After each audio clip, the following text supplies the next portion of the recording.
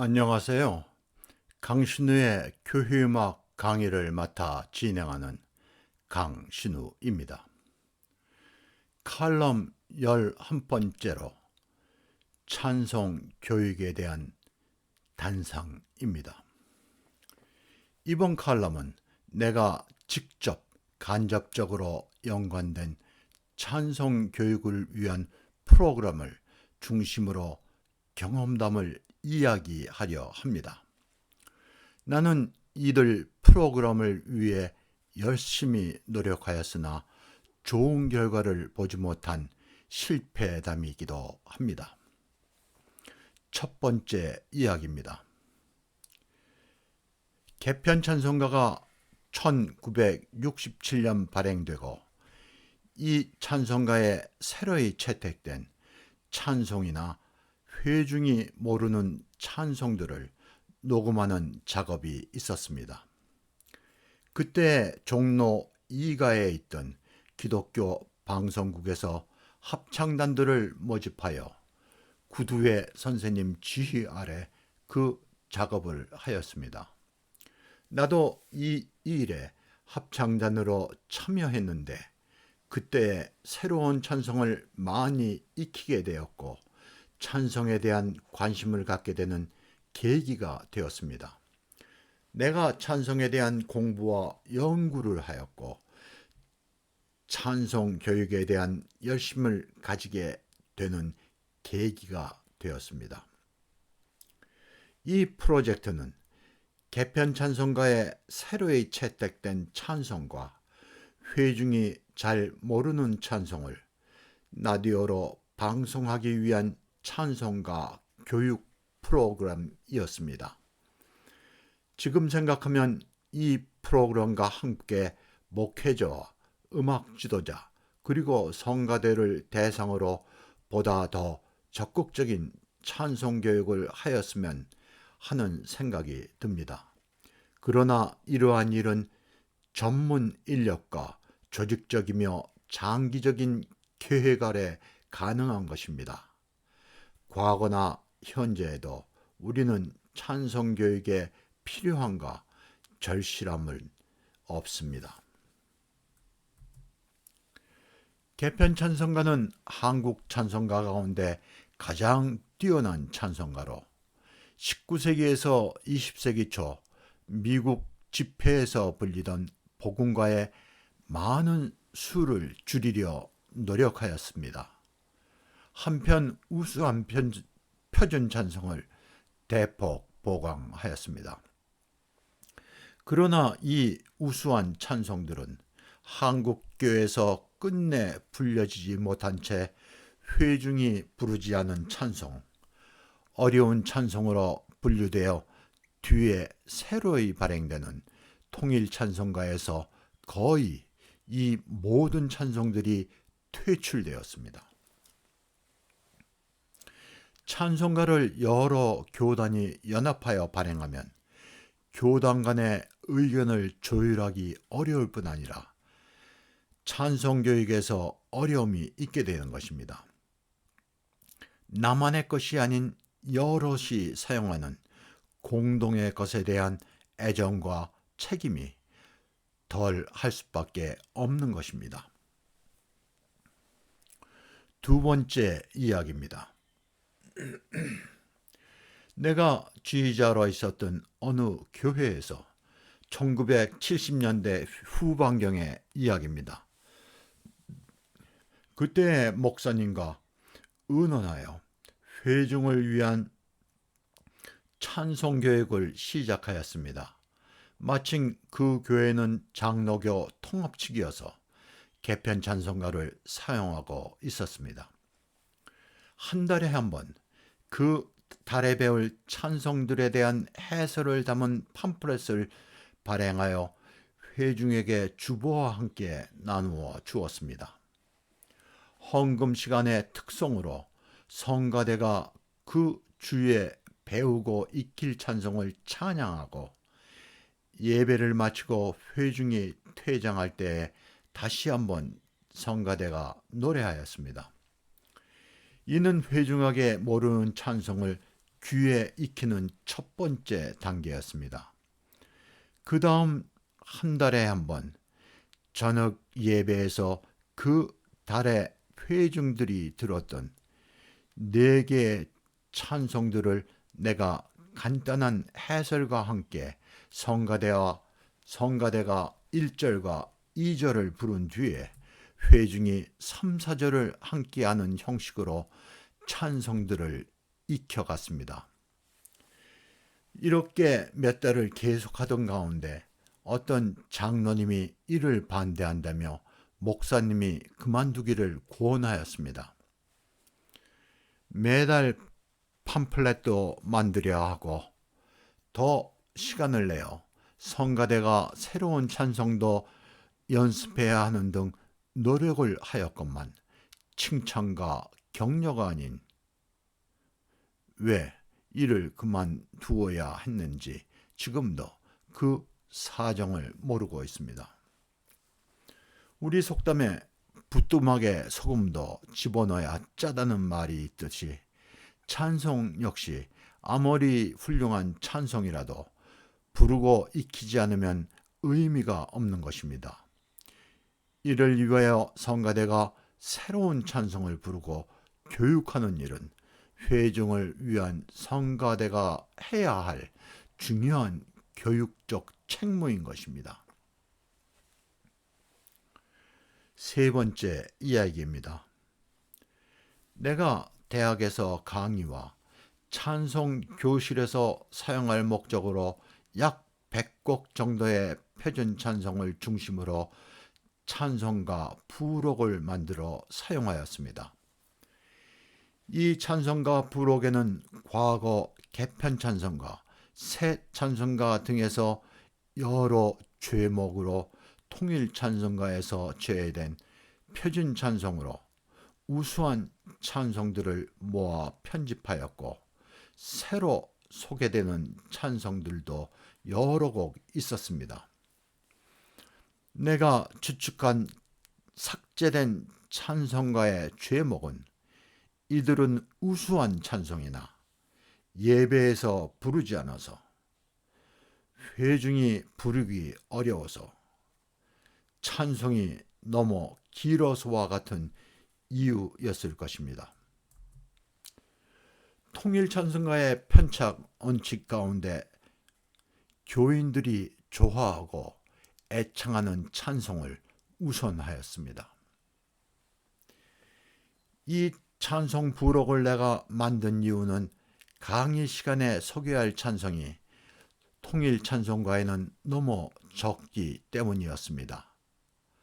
다른 이유로는 과거 찬송가에서 좋은 찬송가들을 너무 많이 탈락되어 보존하고 소개하고픈 마음에서였습니다. 내가 미국 대학에서 공부한 인연이 있는 어느 교단 신학교에서 한 2년 강의를 하였습니다. 개인 사정으로 강의를 그만두게 되었고 미국 분인지 독일 분인지 내 후임으로 온 외국인 교수가 나의 강의를 이어한 것으로 알고 있습니다. 그때 어느 목사님이 나의 찬송가 부록을 그 교수에게 보여주고 평가를 부탁한 결과 좋은 평을 들었던 모양입니다.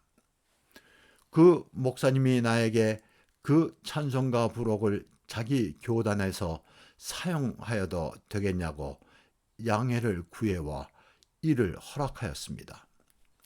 그러나 결국에는 이 찬송가 부록은 발행되어 사용하지 못한 것으로 알고 있습니다.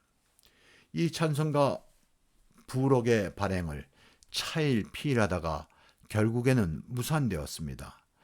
발행되었다 하여도 찬송을 체계적으로 회중하게 교육할 계획과 이를 시행할 지도자가 필요한 것입니다. 마지막 에피소드를 이어가려 합니다. 내가 1980년대 중반 미국에서 공부를 마치고 돌아와 안동교회에서 찬송교실을 운영하였습니다. 찬송교실은 미국에서 찬송가 발전에 크게 공헌한 찬송학교 싱잉스쿨에서 이름을 빌려왔습니다. 미국 최초로 음악을 정규 교육받은 빌링스에 의해 시작된 찬송학교는 미국의 찬송가 발전에 큰 전기를 마련하였습니다. 그때 미국에서는 음악가들이 자신이 만든 찬송가를 가지고 말을 타고 이 마을 저 마을 다니며 찬송가도 판매하고 찬송도 가르쳐주는 순회 교사들이 있었습니다. 우리에게 잘 알려진 복음성가 가수이고 복음가 작곡가인 블리스도 이 찬송 순회 교사로 일하였다고 합니다. 나는 이 찬송 교실을 위하여 서울 시내와 근교의 천여 개 교회에 팜플렛을 우편으로 발송하였고 홍보하였으나 그리 성공적이지는 않았습니다. 지금 와서 생각하여 보면 그때 내 생각이 너무 순수하지 않았나 생각이 됩니다. 이 일은 어느 교회나 교단 차원에서 적극 지원하고 주관하였으면 보다 좋은 결과가 있지 않았겠나 생각됩니다. 또 다른 결론은 이런 체계적인 교육에 대한 교회 지도자들이 자발적인 참여나 관심이 적고 익숙하지 않다는 것입니다. 이 찬송교실은 3회 계속되었고 찬송교실 졸업 예배는 배운 찬송을 주제로 한 찬송제 힘 페스티벌로 마감하였습니다. 다음은 이 찬송교실을 위한 팜플렛에 소개한 글입니다. 예배의 주요 요소는 하나님께서 우리에게 주시는 말씀과 예배자가 하나님께 드리는 찬송입니다. 말씀은 하나님께서 우리에게 주신 선물이며 찬송은 우리가 하나님께 드리는 예물입니다. 이 말씀과 찬송은 예배에서 균형을 이루어야 하며 이러한 예배야말로 하나님께서 기뻐 받으시는 예배입니다. 찬송은 예배를 위한 노래이기에 앞서 신앙인의 생활의 기도서로 교회뿐만 아니라 가정에서도 사용되는 것으로 성서와 더불어 중요한 신앙인의 반려자인 것입니다.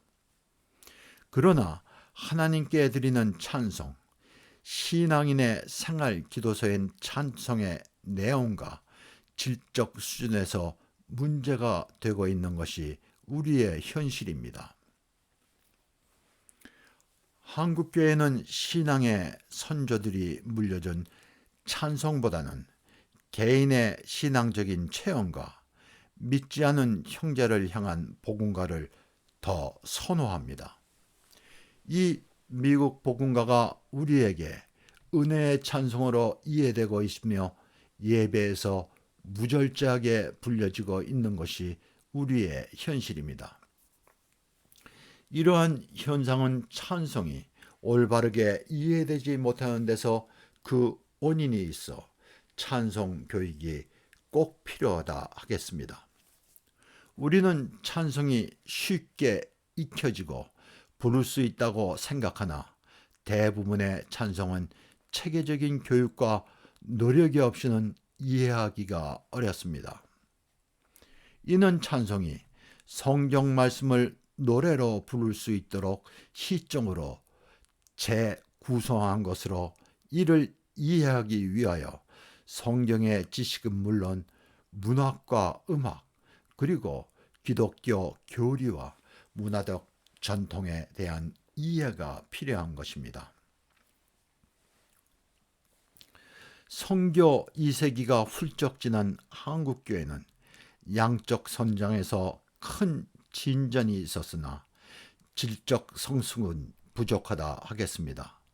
그러므로 이제는 하나님께 일방적으로 구하는 신앙에서 찬송 공부를 통하여 드리는 신앙으로 거듭날 수 있어야 합니다. 성경 공부가 한국 교회의 성장에 미끄럼이 되었다면 찬송 공부는 한국 교회 성숙의 초석이 되리라 생각합니다. 또한 아름답고 가치 있는 교회의 전통 문화를 이 땅에 뿌리내리게 하는 계기가 되리라 믿습니다. 끝으로 한국교회 찬송 교육의 딜레마입니다. 한국의 교인들은 물론 많은 목회자와 음악 지도자들도 오래된 미국 복음가를 좋아하고 은혜의 찬송으로 애창하고 있습니다. 이 복음가들은 과거나 현재에도 미국 교회 예배에서 불리지 않았고 집회나 주일학교, YMCA와 같은 예배에서 불렸습니다. 일부 미국의 부흥주의 교회 예배에서 불려지는데 이는 일종의 노스탈자입니다. 이 복음가는 예배에 합당하지 않으며 찬송과 비교하면 내용과 수준이 크게 미치지 못하여 예배에서 하나님께 드리는 예물로는 민망한 것입니다. 복음가의 곡조는 그 시대에 유행하던 춤곡인 왈스와 빠른 투 스텝 리듬 그리고 폭스트로트의 영향을 받은 곡조들이 대부분입니다. 복음가는 항상 그 시대 대중음악 영향 아래 있습니다. 교회 어른들은 젊은이들이 부르는 요즘 대중음악을 닮은 복음가는 몸마땅해 하나 정작 자신들이 부르는 복음가에는 관대한 것입니다. 미국 복음주의 교회의 영향을 받은 한국과 일본 그리고 대만 교회에서 예배에서 이 복음가들이 불리고 있을 뿐입니다. 아마 한국 교회가 이들 교회 가운데 가장 많이 이 복음가를 예배에서 부르는 것이 아닌가 생각됩니다. 우리에게 찬송교육은 이 복음가에 대한 비판이 앞서 있게 되는데 이를 받아들이기가 어려운 것입니다. 이제는 이 복음가는 성역화되어 학문적인 비판을 하는 사람은 투명 인간 대접을 받습니다. 자신들이 어려서 불러온 은혜의 찬송에 대한 부정적인 말에 대한 거부감과 함께 신앙적인 자존심이 상하기 때문일 것입니다. 다시 말하면 내가 좋아하는 찬송이 복음가라고 하는 불편한 심정을 마음속으로 말하는 것입니다. 이것이 한국교회 찬송교육에 대한 딜레마입니다. 우리가 애창하는 이 복음가는 예배에서는 물론 하늘나라에서 불리는 찬송이 아닙니다. 찬송교육은 하늘나라에서 성도들과 함께 부를 찬송을 준비하는 것이기도 합니다.